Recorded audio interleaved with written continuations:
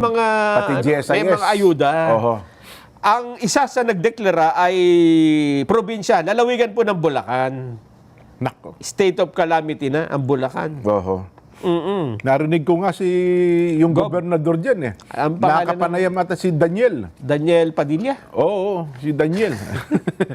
Eh, ngayon eh, sabi, Daniel Fernando. Fernando, Oo, yun. hinahanap niya yung kasi sa kanilang lalawigan pala, umabot na ng 41 billion, Nelson. Ang flood control. Ang flood control projects. Oo. Kung yun daw ay nagastos ng tama sa kanila, baka maaaring may baha din.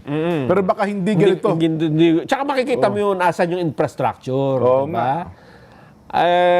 Ang problema, mas makapangyarihan yata ang mga congressman eh. Ay, Pagka magpapatayo ng flood control project eh. Sila ang tumutukoy kung saan gagawin yung flood Ayun. control eh. Oo. Kaya dapat nga raw niya, mga flood control, coordinated sa LGUs kasi sila nakakaalam eh. Yun. Eh sabi naman ni Congressman, di makikihati ka pa eh. Ayun. Akin na nga ito eh. Yun nga. Di ba? At saka hindi nga tama na ganun ang gawin, na per LGU ang flood control. Yun. Dapat nationwide, Oo. per region. Walang master plan nga ang tawag nila dyan. Ayun ang problema. Kanya-kanya eh. At kung may master plan man, hindi sinusunod ang master plan. Hindi. Oo. Oo. Ang isa pang nagdeklara ng state of calamity ay ang La Trinidad Benguet.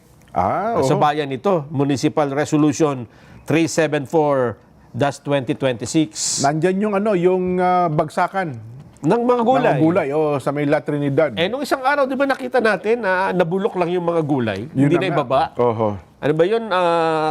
Repolyo? Repolyo. Tsaka carrots yata, ano? Kasi hindi makabiyahe yung mga kababayan natin. Oo. Hindi makalagpas to sa mga nag-landslide.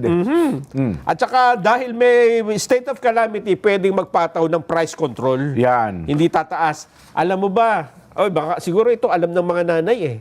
Oho. Kahapon lang bumili ko ng kamatis. Kamatis. Alam mo yung 4 na piraso? 25 pesos eh.